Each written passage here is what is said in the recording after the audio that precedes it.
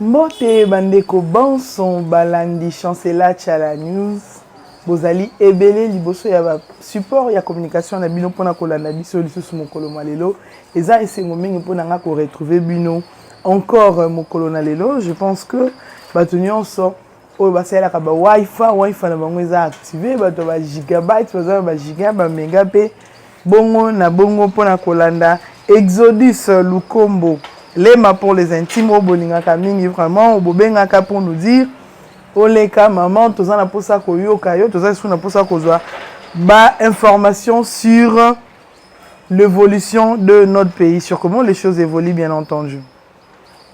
Aujourd'hui fidèles internautes lelo ba téléspectateurs na stokobeta lisolo ya ba réalisation ya mokonzambo parce que nous sommes à la veille des élections. Peut batebele bazoye bate nini déjà mokonzamboka a réalisé pe nini mokonzamboka azokana na kosala mais bon to kobeza pe masolo ya matata poni oyo aza déjà ko se justifier pour dire que construction ya université Mapan ezwaki ata un likuta te bongo na mboka na trésor to pe na mbongo ya misolo ya mboka to bengi trésor public.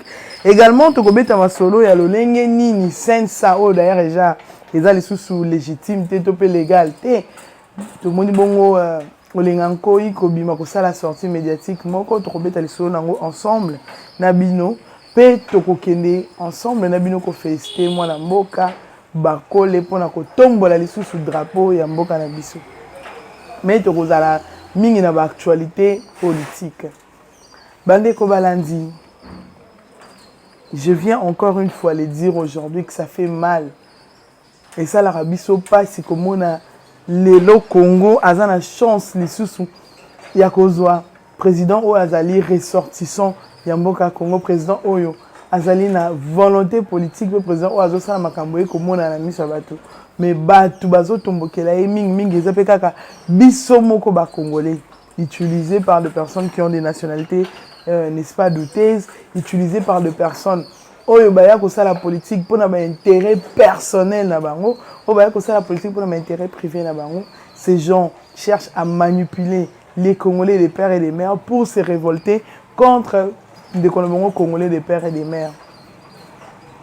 Vous êtes sans ignorer que makambo ya pero utai koleka awa et salaki botombo ki mingi na kati ya mitema les Congolais et tout ça qui plus d'un Congolais conscient, tout Congolais conscient, à ce là qui n'a pas propos à l'encontre du SEM, son Excellence, Monsieur le Président de la République, Félix-Antoine Tshisekedi Tshilombo, qui, je répète, est une institution, mais laquelle institution? La première institution dans Mboka Nabiso, Oyezo Kamba, Bongo institution, Oyetikali, Kassitomoni, au nom de l'état de droit, Oyemoko à la Moussi, au nom de la démocratie, au parti, a outil de PES, un grand parti socio-démocratique, ils ont prôné démocratie, na famille, parce que les pères de la démocratie congolaise, je rappelle ici que c'est Étienne Wamulumba Tshisekedi, des restes mémoire, les Sphinx délimités.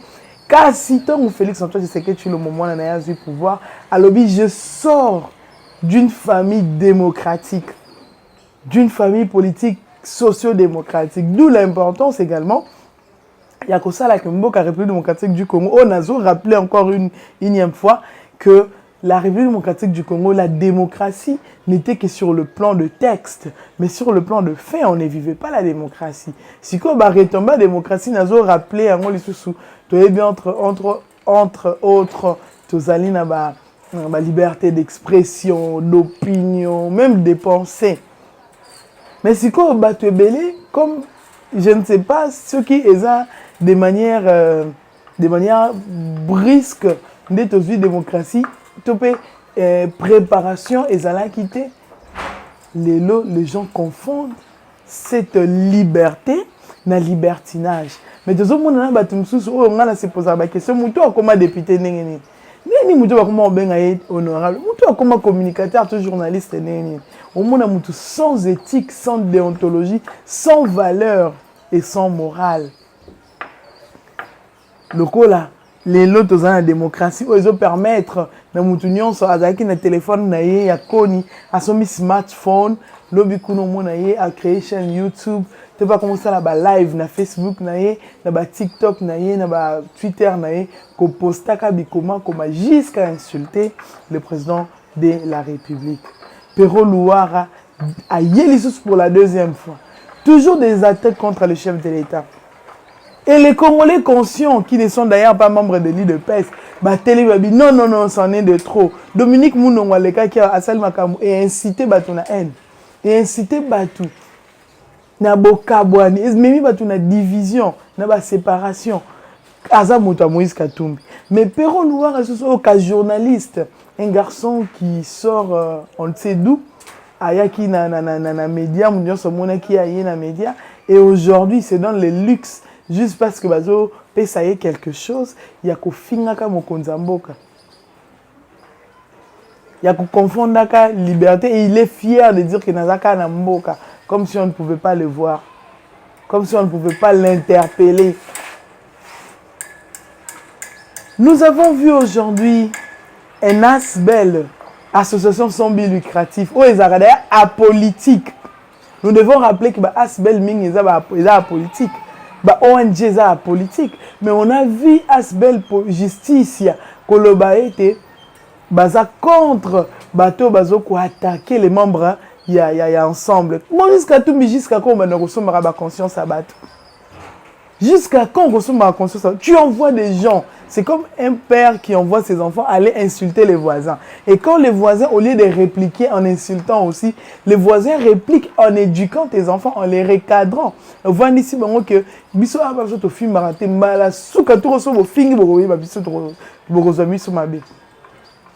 Dominique Mnogo oya qui est là quoi fingi batou parce que vous êtes en train de viser le chef de l'État. Vous ne visez pas tous les Louba ou les Kassaïens. Parce que si c'était tous les Kassaïens que vous étiez en train de viser, papa Molière, oh, Moussou, ya Kassaïen, Moutété, là, Alingaka va finir ba Loubate. Et comme vous avez dit, les tétés là ne mangent pas les chiens. Au Tindi, maman, oh, aye, Aleki, a sali démonstration honteuse, la télé, et l'omweye, et comme il Perro Louara, oyo ozopesa kambongo afinga kamokonza mboka à tout moment. Vous pensez que nous on n'a pas de bouche pour insulter? Vous pensez que nous n'avons pas de moyens pour insulter? On a de chaînes. Nous avons de pages Facebook où par ma page où suivi ma casse. Tout ça na ba chaîne, tout ça la ba live, tout ça ba direct au sali directement mon nombre de vues au matin. Tout ça na TikTok, tout ça peut suivi. Donc nous avons tous les moyens. D'ailleurs, nous sommes au pouvoir. Mais seulement comme nous, au nom de la démocratie, nous ne voulons pas descendre très bas. Toute cette justice liboso, Perro degré de force au Kangama. Il sera interpellé. Pour la kokanga robinet wana. Donc to loba que moni siko mouté mama benabino hein. Perro a lobby a fini awa. Bon, réprimander, attaque ou réprimander. Je l'ai dit dans une émission, nous sommes na bateau balanabiso régulièrement. Je l'avais dit. Bon, vous allez remarquer que cette émission, la salle on est dans la émission, juste dans la mouki et tout. Non, je dois me tenir devant la caméra et essayer de faire un recadrage. Perro Louara doit apprendre à respecter les chefs de l'État. La personne qui les envoie, il y a ça comme président de la République. C'est que celui-là comme président de la République, insulte son qu'il Andy Mango. Heureusement, loi Tchani Zali peut barrer la route. Je vois maintenant Moïse Katou est président de la République, lui c'est Rosalaté. Je vois ton nom Kadiombo de reste mémoire, paix à ton âme. Kadiombo. Makila batumsu basimba angote. Makila Kadiombo comme si batu nyonso ensemble baliboma, bakomi ba fou, biloba loba, bati éthique, bati morale mopandi déontologie pour tout ba bosani. Makila Kadiombo ezoganga, un père de famille oh lelo bana batikala ba orphelin. C'était comme ça, maintenant c'est banaika aboyi. Kaka boy ba maintenant c'est banaki ndenge ba communicateur rebelle lelo baza menacé. Cette Asbel qui sort aujourd'hui, Asbel et BPC Lux, Yakobi Malelo, Kokende Kolobaka Makambuloko là, bazo nyoko la bande konabiso, bazo attaquer, ba utiliser le mot attaque, le verbe attaquer. Na oyo pero luara, bat ensemble bazo salaka. Na bisone tozo les tozo recadrer qui attaque qui. Vous attaquez avec vos mots, vous attaquez avec le verbe. Ozol le président de la République, le ozol le makangu nae. Vous attaquez Moïse Katumbi les 10 mots. C'est pourquoi Moïse Katumbi a infiltré, qui est infiltré dans l'opposition. Et puis Moïse Katumbi a kabouana tena Joseph Kabila. Et ça théâtre de la théâtralisation politique. Du théâtre politique. Bateau Bazarapemi, tout autour de Joseph Kabila. Ils prennent leur temps. Il y a un scénario. Il y a des metteurs en scène. Ba scénariste bazana ba commis ba scénario ba metteur en scène ba c'est bon yo kati ça au lukalo tout ça le quoi tout ça un problème na yo kati c'est ce qui a été fait ezama ka Moïse Katumbi ba sala kina Joseph Kabila siko ba kutani na place moko boye ba kuta mutu moko boye oyo lelo les Congolais disent que bon ils ont circulé sur qu'il a raté parce qu'on veut tout centraliser budget mata social ezalate que petit peuple va souffrir bino kuna bozo lia ti a bozo seka petit peuple même béni pas maza à la mesure à coller en côté. Ça ce n'est pas l'idéologie de l'IDPS. Quand l'IDPS parle du peuple d'abord, dans le peuple d'abord nous avons les social et une justice, l'équité. C'est ça même la vision, je dirais, de l'IDPS. Cette vision incarnée dans la personne de Félix Antoine Tshisekedi Tshilombo. Yango moni ba porte ici nyonso ebane ko bimisa mbongo de manière illégale et kangami comme verrouillé pour mbongo nyonso ko te sika moko. Ba porte o fongola ki suka bila ici. O boma ki zwe fongola ki ngakati. Zo ko tsaka mbongo ba bomi zo ba kangi porte zo ba fongola ki ngakati pour mbongo ko ko ta na famille moko bo mbongo ko te la baron.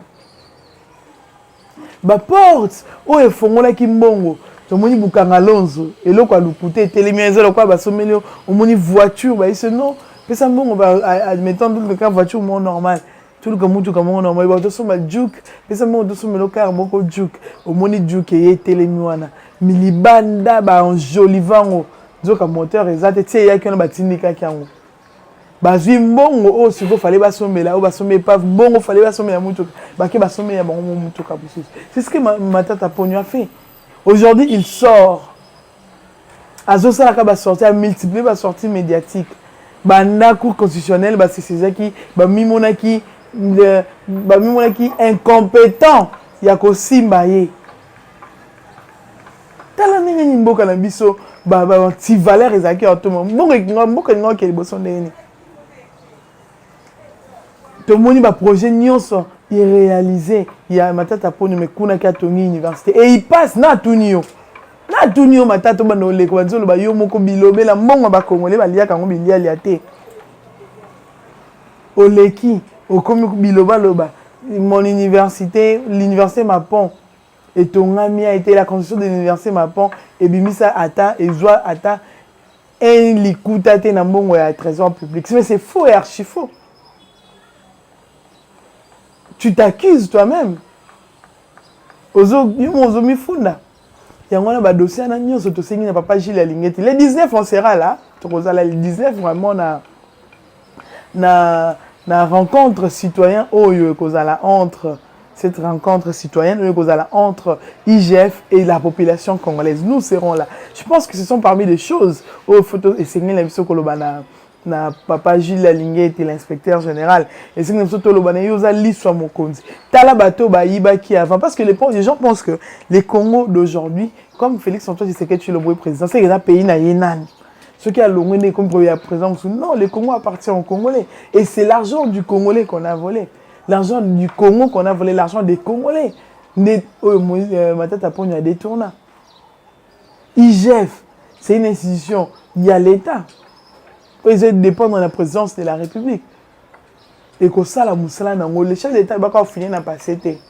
mais passer bizarrement zo ben na biso toza obligé tozo kala passer ma ben na bino moko zo ça que to fini na passer ma ben na moko ça que justice zo na passer la justice va bel et bien faire son travail tu es bien que bon gang a acharnement mais tu es bien que mutako acharné matata ponyo zate puissance tu es bien que bukanga lonzo eza ba pousse palouse na ba pelouse ne botaka kuna biso tu es bien 1000 écoles ba azwila mbongo atomona ta toilette il y a EPD de Sumbi et c'est que tongama te to mona hôpital oyo ye basala ba réfectionnaté to mutikala ko mona ata locomotive mon côté na nzela ko tambola fibre optique kutubo sana ba timulela biso ba makadam ba timule so ki manteke kuna nzele beba ba timola in fine to mona le côté ram et bana na matata ponyo les gens ne le savent pas ram et bana matata ponyo tie méga bo suduka bo méga ki lo kwa mopepe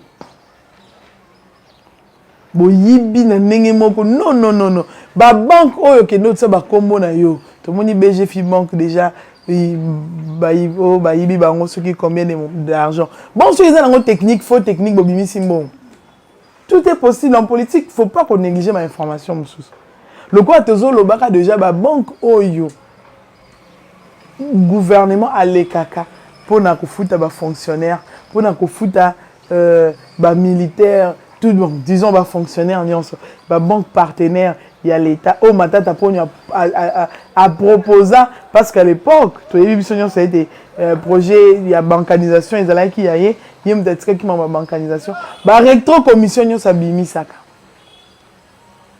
na sexe ba tout l'autre fana bina préféré que tu papa mo bavanda na kisse ça agent payeur ayi ba kana ya ata 1000 francs na mtwa batu mbongo nezo ngaka pas congolais ce que azaye moti bazé belé bazoyi ba 1000 francs belé que mutu moko c'est quoi bana ko yiba 1000 francs non multiplié par nombre de têtes.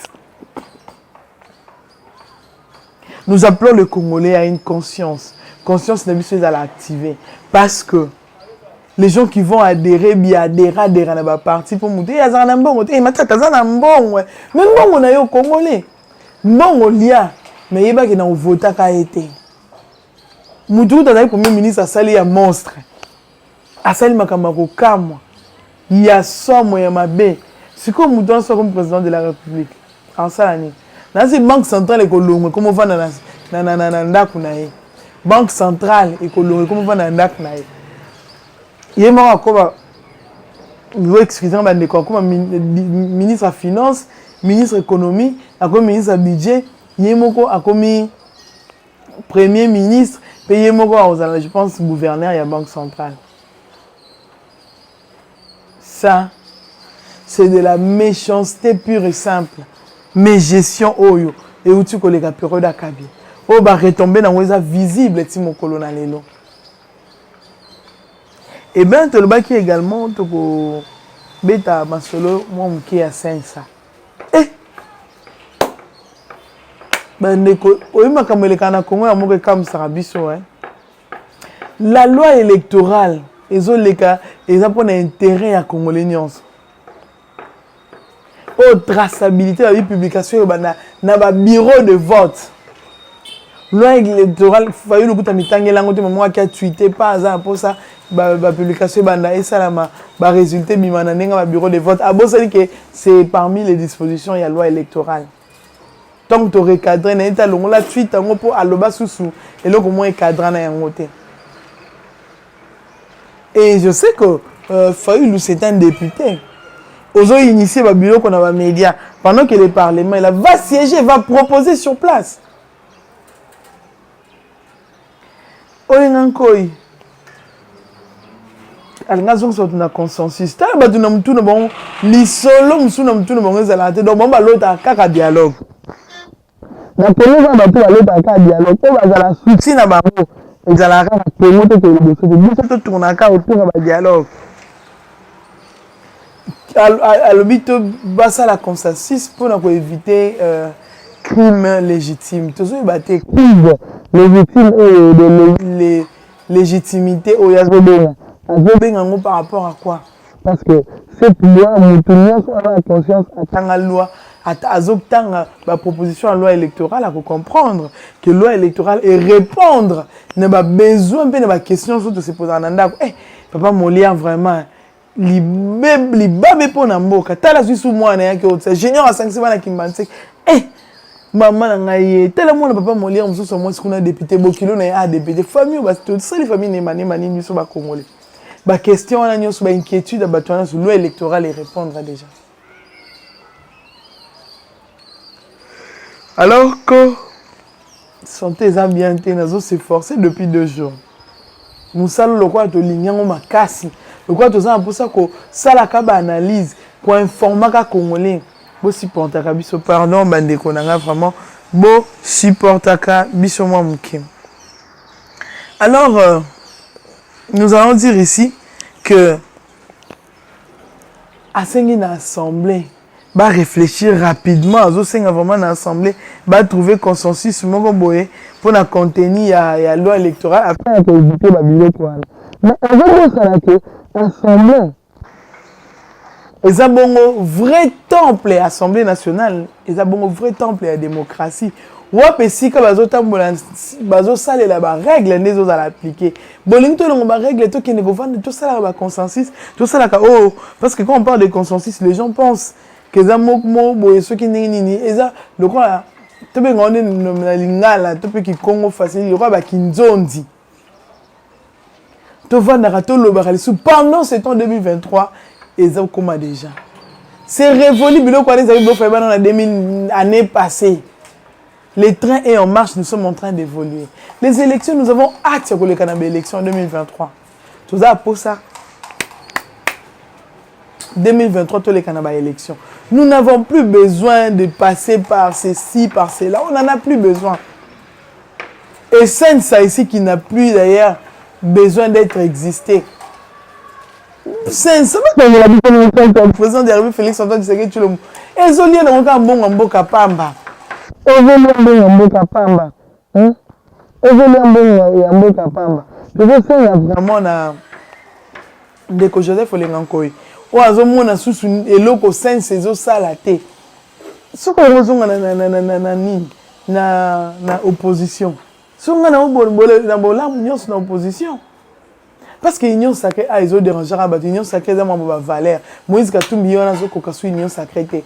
À comprendre que l'union sacrée c'est ka ba valeur et c'est ka démocratie. Et c'est ka maye l'union se vandi. Azo kokalisu était mal à l'aise. Olia longa malemba ko tina ba petina bana bitina na ba finga rabato. Ba toucher chef de l'État. Alors nous disons que c'est révolu ces choses-là. Nous attendons que les élections soient organisées dans notre pays. Et nous demandons à toutes ces personnes qui ne sont pas encore préparées. Nous vous demandons de vous préparer plutôt que il y a ça qui va sortir, que les cas na télé, que les cas na page au misana copier ça Facebook, ba komaka ba relayer comme information pendant que devons vivre dans préparation.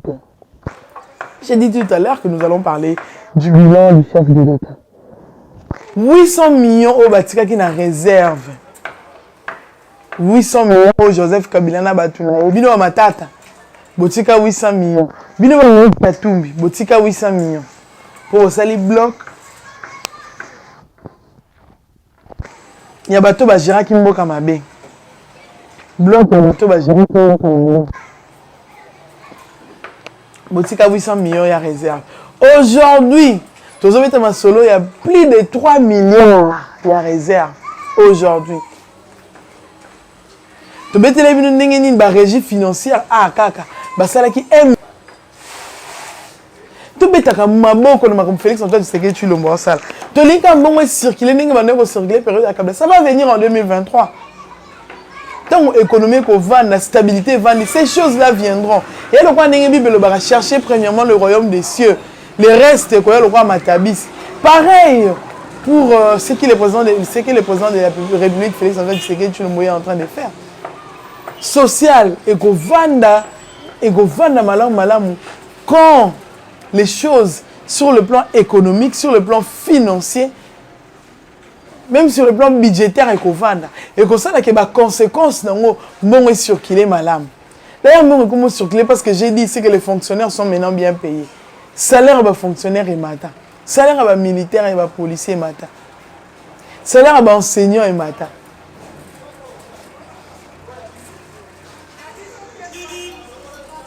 Ça fait très mal. Ça fait très mal. Pourquoi ça fait mal? Ça fait mal parce que Batu, oh, bah, somba qui a conscience à Batu Nambongo.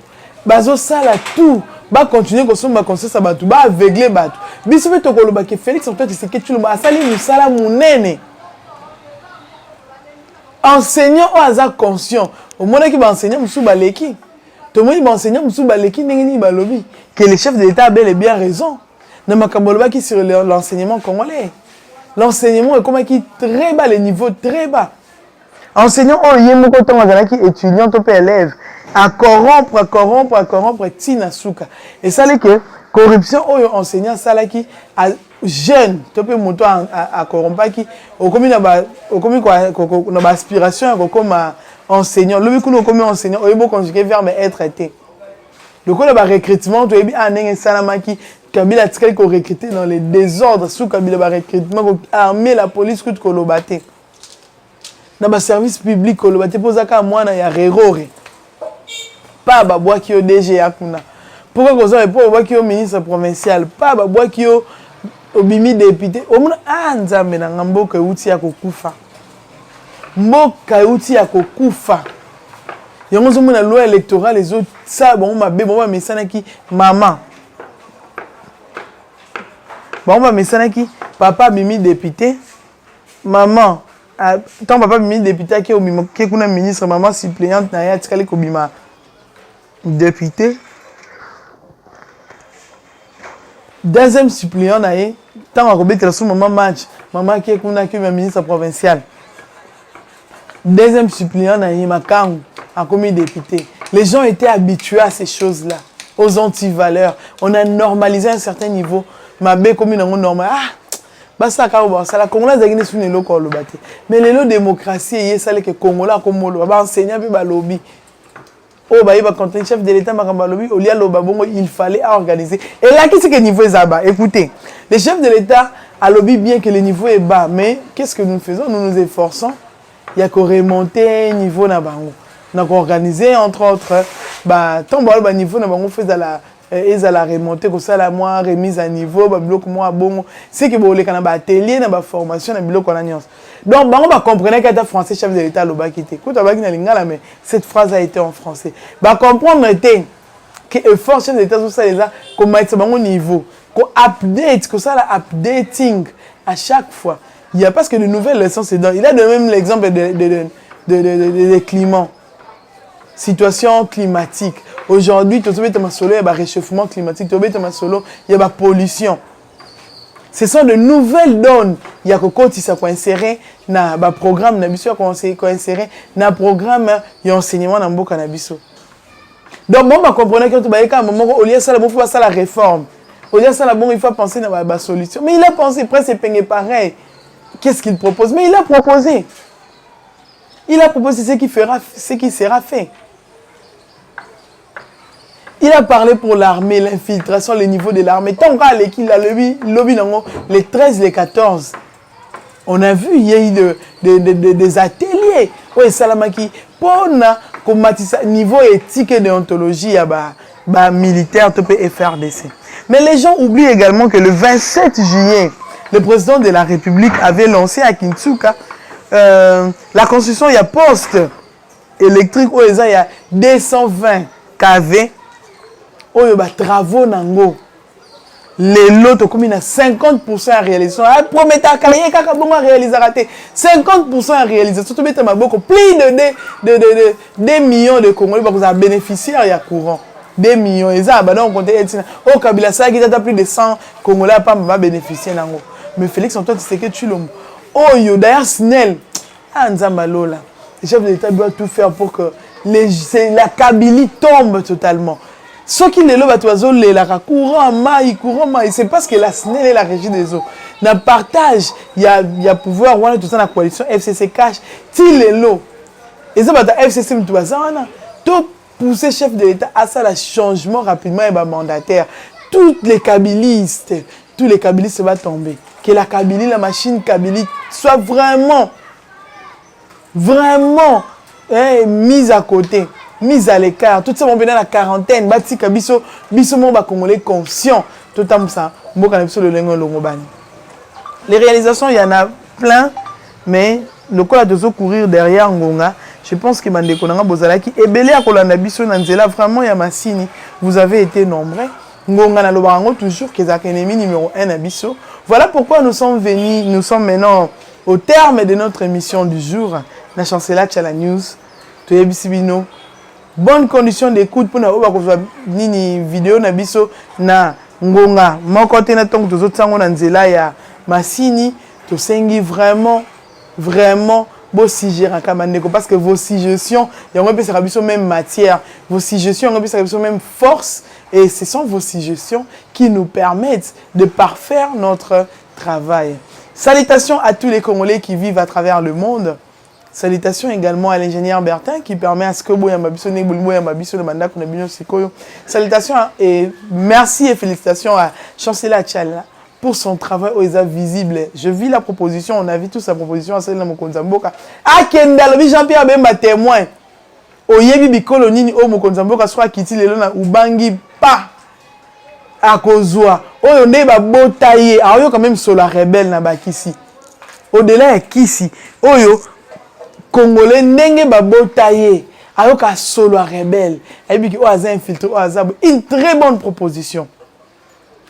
Et puis oh nyonso automobile kaza infiltré retraite anticipée proposition à la bakisi yangwala FRDC retraite anticipée des Kabila salaki soit comprendre que oh on a plan le mode de jouer plan ya ba Rwandais le quoi bon bazaki derrière ba Rwandais le mode de jouer plan ba Rwandais batinyo na retraite anticipée biso siko bato nyonso bazo travailler pour la mise en œuvre il y a plan ba Rwandais na mboka so bato se sentir que infiltré retraite anticipée OK retraite Moutou nyonso tozomona na tendance mabe retraite et permettre la nouvelle génération na ba nouvelle tête basala musala na bango mais tozwaka akunate na Congo sur toute l'étendue de la République démocratique du Congo nous avons des hommes forts et bas sur la bisoka et la discrimination si l'armée zaïroise avait été forte parce qu'on a également tenu compte des conditions physiques. Au monde kamutu kamuta mukie boete kamuta mukuse boete au monde policier to militaire azole facilité à quoi infiltrer kozala sur hôtel na est pour soit l'île de milieu comment la langue yango za na armée to zong si lingala pona lingala to muta loba osati et lobeli oyo c'est un infiltré et lobeli oyo za ata po muluba ta so balingala ba o mukongo e congolais muta loba lingala muta ta utimba kongo azole balingala etenga moko ba ke o mukongo bazole balingala mais bango beso bazole balingala to ke reroro oyo lingala o bazoloba faut la carte tanzanien faut la burundais ougandais rwandais nde azoloba lingala to pays soudanais alors to singa Mokonzamboka vraiment au-delà de toutes les stratégies oyo déjà au sali ponako zongisa armée na biso ezala républicaine ezala forte ba proposition ya mama chancelier salaki nga ba proposition na ba kisi likolo ya ngoyo to kutani mikolo zali ko ya mais le numéro de téléphone c'est le plus 243 89 97 67 078. Salutations à tous les collectifs de communicateurs et défenseurs des institutions. Et salutations également spéciales au président de la République et à son parsec, M. Topin Kabongo. Na bosente mon vieux Yannick Pirens. Vous avez belé au souffert na lito ya Mokonzamboka.